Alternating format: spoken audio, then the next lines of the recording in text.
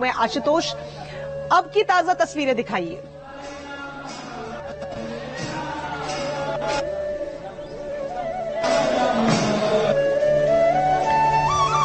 चलिए आशुतोष का रुख हम दोबारा से करेंगे। लगातार तस्वीरें भी हम दिखा रहे हैं। पंडित जी हमारे साथ मौजूद हैं। पंडित जी, पूजा के लिए लोग तैयार हैं, विधि विधान से वो पूजा करना चाहते हैं।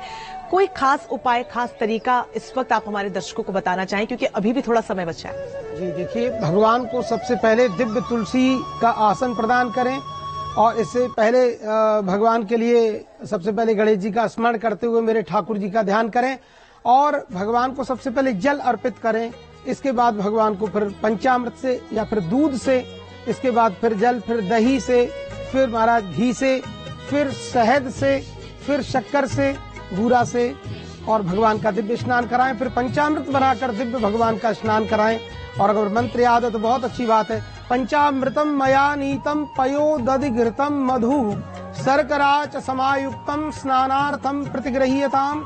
पंचामृत से भगवान का दिव्य स्नान कराकर सांगोपांग दिव्य प्रभु का जल से, गंगा जल आदि से, यमुना जल से स्नान कराएं। ठाकुर जी बहुत प्रसन्न होते हैं। इसके बाद भगवान को अंग प्रोक्षण करें और वस्त्र शुद्ध पवित्र वस्त्र से भगवान के शरीर को पोंछें और भगवान को दिव्य वस्त्र धारण कराएं। और इसके बाद फिर भगवान को दिव्य चंदन, सुगंधित केसर समायुक्त चंदन लेपन करें। सर्वांगे हरि चंदनम सुललितम कंठे च मुक्तावली। ठाकुर जी को दिव्य दिव्य चंदन भगवान को समर्पित करें और चंदन को ग्रहण कर भगवान आपको जो है सुवासित, आनंदित कर देते हैं, प्रमुदित कर देते हैं। आपके जीवन में मंगल कामनाओं का अभ्युदय प्रदान करते हैं। और भगवान को रोली भी लगाएं, क्योंकि गंधा पांतु सौमंगल्यम चास्तु, आपके जीवन में मंगल कामनाओं का अभ्युदय करते हैं मेरे गोपाल जी। और ऐसे में मेरे गोपाल जी का आसन पर बैठकर ठाकुर जी का ध्यान करें और क्लीम कृष्णाय नमः इस मंत्र का जप करें। आपके जीवन के समस्त बंधन खुल जाएंगे, आपके जीवन में आनंद होगा। इस तरह ठाकुर जी को, उसके बाद में ठाकुर जी का नाम लेकर के भगवान को तुलसी दल से समर्चन करें। 108 तुलसी दल या फिर सहस्त्रार्चन करें। कृष्णाय नमः, वासुदेवाय नमः, मुकुंदाय नमः, श्री राधा दामोदराय नमः, श्री राधा गोविंद देवाय नमः, श्री राधा युगल माधवाय नमः आदि आदि प्रभु के नाम लेकर के भगवान को तुलसी चंदन से समायुक्त तुलसी दल अर्पण करें। दूर्वा दल भी चढ़ाएं भगवान तुलसी से और कमल दल चढ़ाएं, क्योंकि भगवान साक्षात कमल नयन है। कमल से भगवान की उपमा दी गई है। नमः कमलनाभाय नमस्ते जलसायने नमस्ते केशवानंत वासुदेव नमोस्तुते। भगवान की हर प्रभु के श्री विग्रह की उपमा कमल दल से दी गई है। ऐसे कमल नेत्र समायुक्त मेरे गोविंद का ध्यान करें तो भगवान निश्चित आपके घर में भंडारे भरते, आनंद करते। मंत्रोच्चार के साथ अगर अपनी पूजा को पूरा करते हैं तो आपके मन स्वरूप फल आपको जरूर मिलता है। रोमिता, मैं आपसे जानना चाहूंगी, आपके पीछे जो लगातार तस्वीरें सामने आ रही हैं, पंडितों द्वारा जो तैयारी है वो की जा रही है, थोड़ा सा समझाइए कि क्या इस वक्त वहां पर चल रहा है, क्या हो रहा है?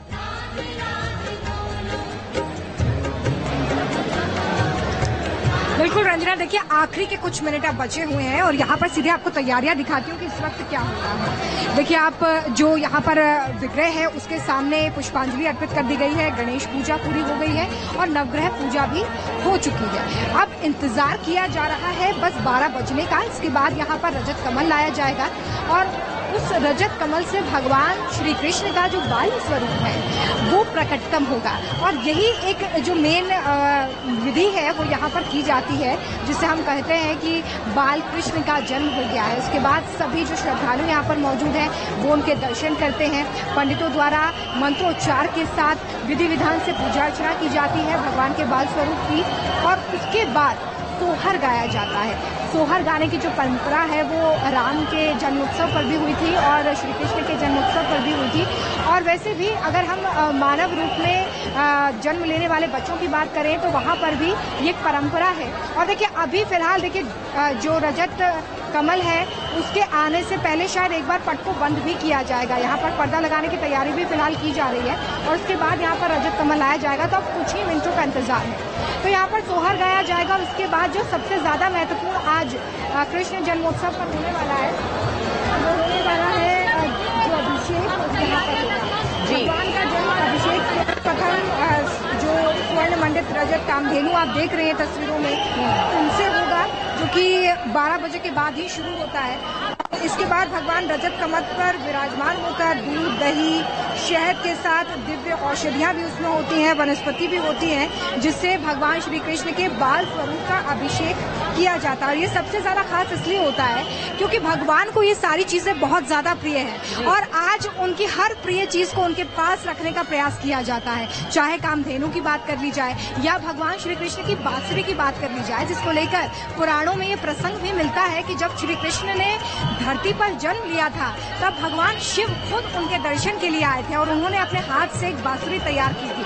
और यही वजह है कि भगवान श्री कृष्ण को बांसुरी इतनी ज्यादा प्रिय है। तो आज कोशिश यही है, जैसे हमारे घर में बच्चे के जन्म पर हम खुशियां मनाते हैं, मिठाइयां बांटते हैं, पकवान बनाते हैं और गीत गाते हैं, कुछ उसी तरह का जो तस्वीर है वो यहाँ पर एक बार फिर से उकेरी जाएगी। और कोशिश यही की जा रही है कि यहाँ पर मौजूद हर श्रद्धालु कृष्ण को अपने करीब महसूस कर सके। वैसे भी इस प्रांगण होने के बाद आप कृष्ण को अपने बेहद करीब महसूस करते हैं, लेकिन आज जब बाल कृष्ण रूप में भगवान के दर्शन करेंगे श्रद्धालु यहाँ पर, तो वो शोभा देखते ही बनेगी, क्योंकि ये जन्म स्थान बेहद पवित्र, दिव्य और अलौकिक। बिल्कुल रोमिता, और आपके जरिए हम भी बेहद करीब श्री कृष्ण भगवान को अपने देख पा रहे हैं।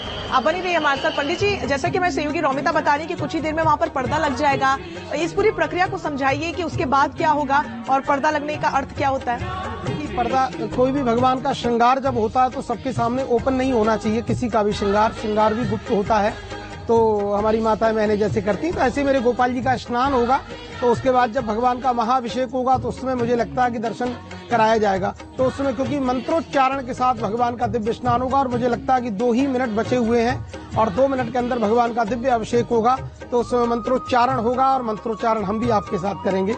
तो भगवान का मंत्रोच्चारण, पुरुषम पुरुष सूक्तेन उपतस्ते समाहिता, भागवत में लिखा है। भगवान का स्तवन देवताओं ने किया और देवताओं ने पुरुष सूक्त से भगवान का स्तवन किया, तो भगवान बहुत प्रसन्न हुए और भगवान का पुरुष सूक्त से वेद मंत्रों से अभिषेक किया जाएगा, वो बड़ा महत्वपूर्ण होता है।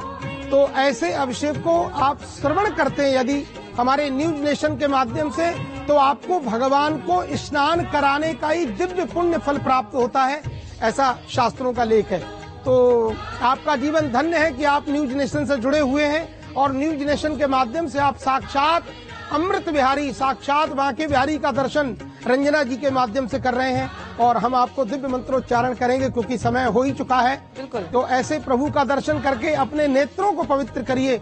महाराज, जिसने कृष्ण का दिव्य दर्शन नहीं किया, ठीक है, उसका जीवन। दिल्ली लिए चलते हैं। गृह मंत्री अमित शाह इस्कॉन पहुंच चुके हैं। हरीश।